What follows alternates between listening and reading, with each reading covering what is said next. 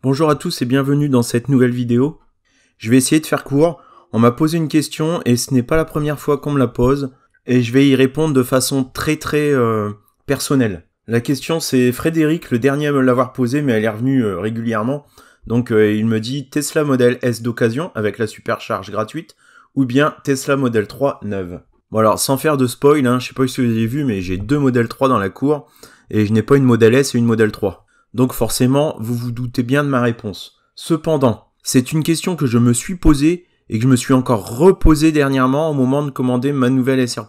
Alors ce qu'il faut savoir, c'est que la supercharge gratuite sur les modèles S, elle s'est terminée en 2017. Donc les véhicules qui sont après 2017, c'est cuit, même si c'est écrit supercharge gratuite, c'est certainement faux. Alors bon, pour les véhicules livrés jusqu'à mars 2017, ça semble ok.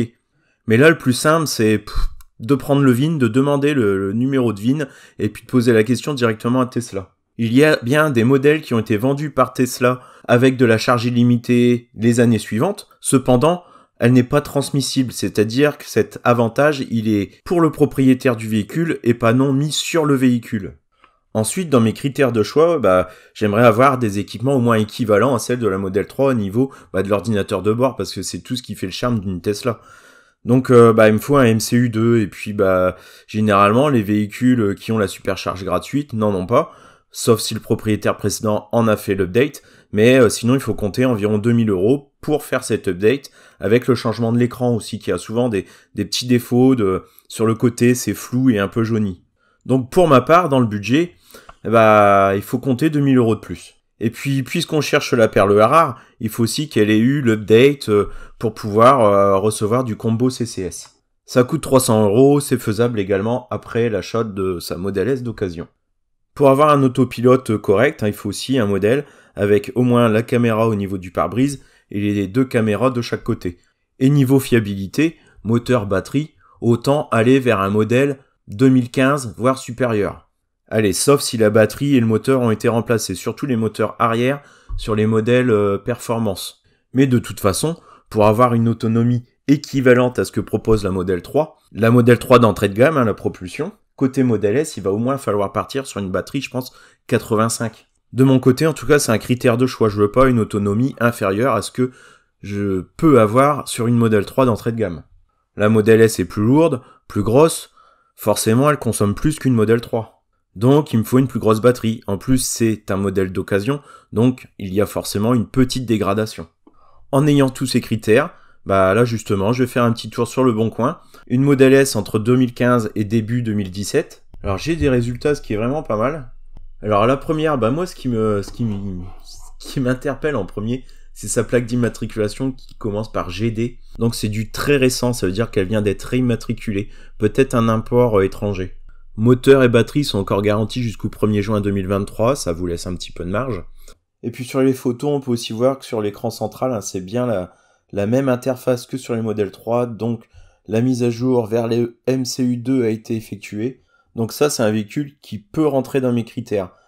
Bon, elle a presque 200 000 km, mais je vais vous dire, pour une Tesla, c'est pas bien méchant. Bon, il y en a quelques autres dans cette gamme de prix. J'en ai repéré une autre, une 90D, et comme elle est un peu plus récente, elle a le facelift. Bon, par contre, légèrement plus cher. Si vous voulez rester vraiment dans le budget de la Model 3, là, on va être 2000 € dessus. Bon, tout ça pour dire qu'à tarif équivalent, on va trouver des choses, des Model S intéressantes.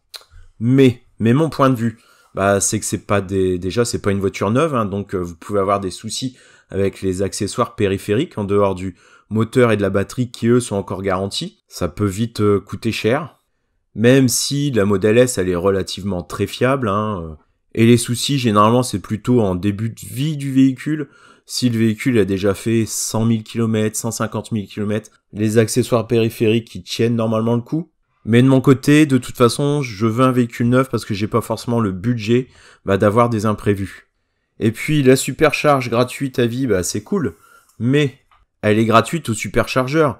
Et de mon côté, au superchargeur, j'y vais pas si souvent que ça. J'ai beaucoup plus de facilité à la brancher le soir en rentrant à la maison. Et comme la garantie de ce type de véhicule, il arrive à terme assez rapidement, puisque c'est un véhicule d'occasion qui a déjà une paire d'années, je vais essayer de préserver sa batterie. Donc ne faire que des supercharges, c'est pas bon pour elle. Et ne pas oublier, c'est une Model S, donc plus grosse batterie que la Model 3, qui consomme plus pour faire le même nombre de kilomètres. Donc chez vous, avoir une Model S par rapport à une Model 3, en coût de recharge à la maison, ça va vous coûter plus cher. Donc il faut peser le bénéfice, ça va dépendre de vos types de trajets et surtout de votre métier. Si vous êtes commercial, ou formateur, et que vous faites des longs trajets quotidiennement en empruntant l'autoroute avec des 300-400 km facilement dans la journée, ça peut être un bon plan. Mais pour moi qui ne fais que 40 km par jour et qui recharge sa voiture le soir à la maison, au contraire, ça va me coûter plus cher. Et c'est pas le peu de supercharge que je ne vais pas payer en allant en vacances qui vont faire pencher la balance du bon côté. Par contre, la Model S, comme avantage, elle est plus spacieuse, puis elle a un coffre à haillons. Et d'occasion, là, elle est quand même beaucoup moins chère qu'un Model Y. Moi, pour le peu de fois que j'ai besoin d'aller, même à Ikea, la dernière fois, c'est rentrer dans la Model 3 en baissant les sièges, parce que les cartons, ils sont très fins. Donc il faut vraiment avoir besoin de transporter des choses volumineuses de façon régulière pour le justifier. Parce que si c'est pas régulier, que c'est aller une fois tous les 2-3 mois, autant louer un véhicule adapté à ce moment-là. Donc, à côté de chez moi, je sais que moi j'ai un Leclerc location, là, pour 30 €, on a une camionnette pour la journée. Ensuite, l'inconvénient de la Model S, c'est qu'elle est vachement plus grande. Donc déjà que la Model 3, elle est imposante, se garer en ville avec une Model S, ça risque d'être aussi beaucoup plus compliqué qu'un Model 3. La Model S, c'est plutôt un gabarit américain. En contrepartie, par contre, si vous avez 3 grands ados ou 3 adultes à l'arrière, en Model S, vous serez vachement mieux qu'en Model 3, parce que la Model 3, 3 adultes peuvent tenir, mais sur de nombreux kilomètres, ça risque d'être fatigant. Personnellement, j'étais tenté par la Model S parce que j'avais un chien.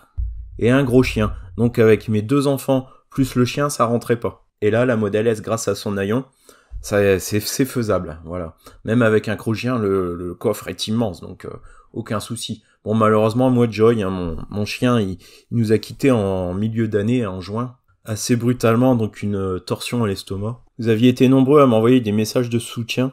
Donc encore une fois, merci, puis je vais pas m'attarder sur ce sujet, parce que déjà que j'ai la voix cassée, ça va pas s'arranger. Non, j'ai pas le Covid, pas de souci, mais une simple trachéite, et normalement, via Internet, les virus ne se transmettent pas. C'est moi, informaticien, qui dit ça, qu'on peut pas choper de virus par Internet. Bon, voilà en tout cas mes arguments du pourquoi j'ai choisi une Model 3 et pas une Model S. Je répète, la garantie, donc pour moi vachement important, même si les Model S sont encore sous garantie, on est plutôt sur une fin de garantie et c'est des garanties uniquement moteur et batterie. En deuxième point, la consommation, une Model S va consommer plus de kilowatts que ma Model 3. Donc au niveau de ma facture électrique maison, ça va en prendre un coup forcément. La facilité de se garer en centre-ville, bon même si personnellement ça pourrait passer parce que j'habite en campagne et c'est pas mon quotidien. La constitution de ma famille, je n'ai que 2 enfants, donc la Model 3, ça va très bien. Un autre point où je me suis pas renseigné, c'est au niveau de l'assurance. Je suppose que la Model S est plus chère à assurer. S'il y a des propriétaires de Model S et de Model 3, dans les commentaires, je suis intéressé de savoir si vous payez beaucoup plus cher pour une Model S que pour votre Model 3. Ouais, ce genre de truc, ça se compare avec un même profil. Mais malgré tous ces arguments qui ne vont pas vers la Model S, elle me fait de l'œil quand même. J'avoue que si je devais reprendre un chien un jour, et que le Model Y est toujours quasiment 20 000 € au-dessus du prix d'une Model S d'occasion, je pourrais me laisser tenter. Mais perdre un chien, c'est pas simple, donc j'ai préféré me désabonner de la page de la SPA pour pas me laisser tenter pour le moment. Pour mon chien, j'ai utilisé un autre véhicule, une bonne vieille Dacia MCV, mais bon, c'est pas toujours très joyeux de prendre la vieille voiture alors qu'on a une Tesla dans la cour. En même temps, ramener un chien plein de boue parce qu'on a fait une balade en forêt en hiver, le faire monter dans une Tesla, c'est pas rigolo non plus. Bon, on va s'arrêter là pour aujourd'hui. On est quasiment aux 5000 abonnés. On va peut-être les dépasser avec cette vidéo. Donc la prochaine, j'essaye de vous faire une petite vidéo un petit peu mieux travaillée. J'essaierai d'y mettre un petit peu plus de mon temps. Par contre, je pense que j'aurai toujours ma voix cassée. Donc encore merci pour votre soutien, tous vos abonnements. Ça fait plaisir. Et puis également pour la petite partie financière, il y a certains d'entre vous qui sont passés par mes liens pour faire leur achat accessoires Tesla sur AliExpress. Je le rappelle, vous, ça vous coûte pas plus cher, mais moi je récupère une petite partie des bénéfices d'AliExpress que je réinvestis dans la chaîne pour acheter caméra, micro, accessoires, etc. Donc pour ceux qui l'ont fait, un grand merci. Par contre, je sais pas qui a commandé quoi, hein, bien sûr. Enfin, je peux pas faire le lien entre mes abonnés et les commandes qui ont été passées. Allez, je vous laisse. Encore merci et à bientôt.